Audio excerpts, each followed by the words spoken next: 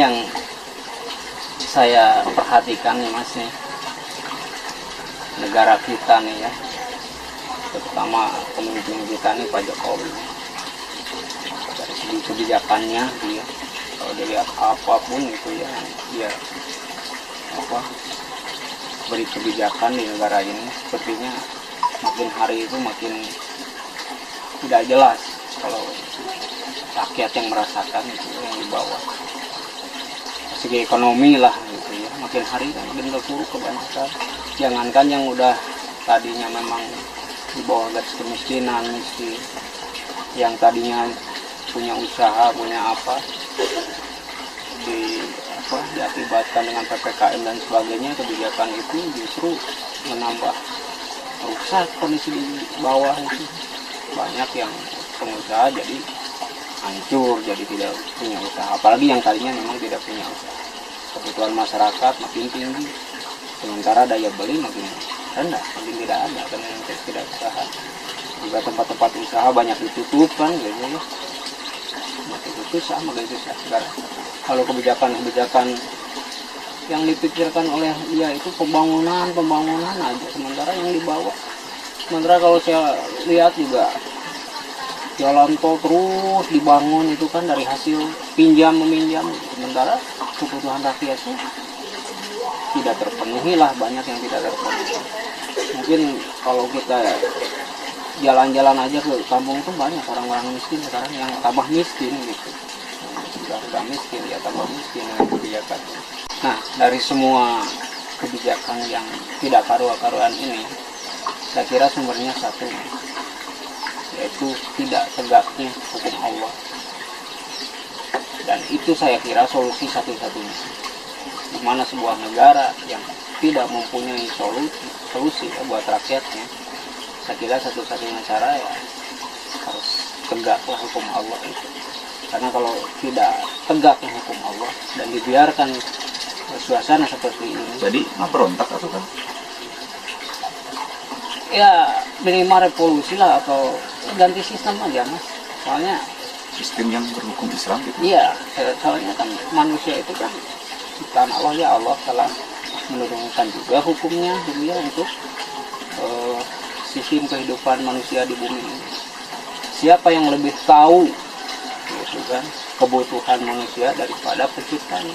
Makanya ketika Allah menurunkan hukum, sepertinya tidak ada hukum yang lebih baik daripada hukum Allah. Makanya saya pikir hukum Islam ya hukum Allah itu harus segera tegak di bumi, biar kondisi memang berubah. Insya Allah dengan sistem hukum Islam kondisi bisa jauh lebih baik. Hukum Allah yang seperti apa kan? Harus mencuri potong tangan, terus mau menyentuh negara mana misalnya? Ya, mau nyontoh di Suriah kan, yang sekarang hancur, yang di Libya sekarang hancur. Ya, kalau untuk itu sepertinya itu mah kan kearifan lokal ya. Sepertinya kalau di Indonesia diterapkan hukum Islam itu bisa lebih soft penerapannya, karena di samping sepertinya hukum Islam itu keras, tapi di dalamnya justru banyak kelembutan dan hikmahnya nanti orang kan akan ada shock terapi dengan hukum Islam. Seperti di Aceh ya, seperti di Aceh ketika ada orang yang berzina lalu dirajam gitu, otomatis saya yakin bukan menghilangkan perzinahan, tapi minimal pembinaan mengukur, dan lama-lama mungkin bisa juga hilang dan sebagainya. Contohnya seperti itu kan yang kita harapkan itu seperti itu. Penerapan hukum Islam itu adalah akan adanya perubahan, perbaikan di negeri ini dengan hukum Islam. Begini Gang, kalau kita mau mencari pemimpin yang adil di mata semua masyarakat, saya rasa di dunia ini nggak ada kan. Jangankan Pak Jokowi, Rasulullah saja itu dianggap tidak adil sama umatnya pada saat itu ketika Rasulullah membagikan harta rampasan perang. Allah, Rasulullah nggak adil karena yang dibagi pada saat itu adalah mu'alaf yang kaya. Padahal menurut umatnya itu yang protes, harusnya dia yang berhak karena dia secara ekonomi yang kurang gitu kan. Dan Rasulullah sudah bersabda pada saat itu, kelak nanti ada orang yang bacaan Qur'annya, mau kita nggak ada apa-apanya, bagus, habis Qur'an, tapi hanya sampai di tenggorokan. Jadi kita sebagai masyarakat, tugasnya adalah mendoakan pemimpin kita. Bukan nggak berontak, tapi atas nama revolusi. Indonesia ini sudah sesuai hukum Islam. Pancasila itu di dalamnya sudah memuat dan itu dirumuskan juga oleh para ulama kan. Jadi kita mendoakan supaya pemimpin kita mendapatkan hidayah, supaya kebijakannya itu bisa benar-benar tepat sasaran, bermanfaat buat kita semua. Para ulama dengan lisannya menyampaikan kepada para pemimpin. Jadi bukan kita melihat kondisi, wah kita harus perangi dengan tangan, nggak boleh. Yang berhak untuk dengan tangan itu adalah aparat negara yang memang diberikan wewenang untuk itu. Dan akan perlu tahu nih, ketika kita memberontak, seperti ya di Suriah, yang di Libya hari ini hancur. Kenapa? Ya, mereka kata ini harus menegakkan hukum Islam. Dan faktanya mereka adalah orang-orang yang haus kekuasaan, menggunakan agama sebagai kedok. Jadi jangan sampai ini kan berita-berita harus kita saring, kita cek recheck, kita tabahin, jangan sampai menjadi korban hoax kan. Apalagi menjadi pelaku karena turut menyebarkan informasi ya. Benar kita akui, Pak Jokowi dengan kabinetnya belum sempurna, masih banyak kekurangan. Itu tugas kita mendoakan. Kita mengkritik, boleh mengkritik, tapi jangan nyinyir. Kritik itu ada solusi. Kritik itu yang membangun, bukan konstruksi, bukan yang merusak. Nah ini yang terjadi.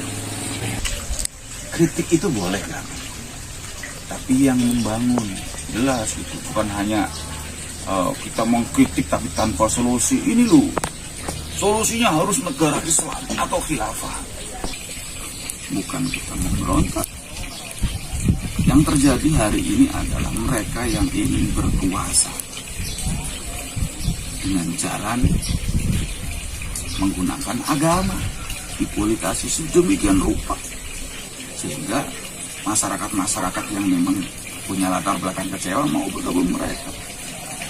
Kalau saya bilang ini, mereka adalah pemberontak yang mengatasnamakan agama. Jadi jangan sampai terprovokasi.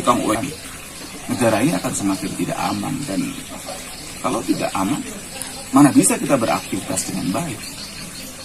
Jadi kita harus waspadakan, walaupun yang disampaikan agama, wah ini membawa kitab suci. Tidak semua orang yang mengaku beragama dan membawa kitab suci itu benar. Sayyidina Ali tidak. Hukum Islam harus diganti dengan hukum Islam, dengan sistem Islam. Karena kebencian dalam dirinya dibunuh. Nah, hari ini banyak sekali sudah seperti itu. Jadi jangan sampai ikut-ikutan, jangan sampai dengarkan. Yang kedamaian. Jadi kalau ada yang kita harus begini, harus revolusi, kita harus ganti negara ini dengan negara Islam, dengan sistem Islam. Hari ini sudah sesuai dengan Islam. Kita juga ibadah bebas aja, mau berapa rakaat, mau semalam nggak apa-apa. Jadi kita harus terbuka bahwa kita harus lihat fakta yang sebenarnya. Justru dengan adanya pembangunan tadi yang akan sampaikan, sekarang ada jalan tol yang tadinya nggak ada akses, yang tadinya berjualan hanya di luar, sekarang bisa tembus, bisa lintas, bisa meningkatkan ekonomi masyarakat. Masalah dari ngutang dari mana, ya nggak masalah. Ngutangnya untuk pembangunan daripada ngutang terus dikorupsi, lah itu yang bahaya. Itu, jadi kita harus kritiskan terhadap informasi yang kita terima, karena hari ini berita hoax dengan berita fakta itu beda-beda tipis kan. Kalau kita nggak kritis, ya kita akan korban, karena kadang di grup-grup di media sosial tidak semua orasi-orasi keagamaan itu ternyata ya yang mendamaikan. Banyak yang ujaran kebencian, hujatan, caci maki tadi yang sudah sana. Ya kalau setiap apapun solusinya hanya negara Islam atau khilafah, yang seperti ini. Punya harus bersatu dengan alasan yang tidak jelas, itu kan sama saja kalau menurut saya hal. Padahal mereka sejatinya kebencian dalam dirinya karena dia hasrat politik yang tercari, makanya atas nama revolusi. Begitu kan. Jadi sekarang kita harus belajar dengan orang yang benar, yang damai. Tolak ukur agama itu adalah akhlak. Rasulullah turun ke muka bumi untuk menyempurnakan akhlak. Jadi menyenangkan, oh iya ya, ini agama menjadi rahmat.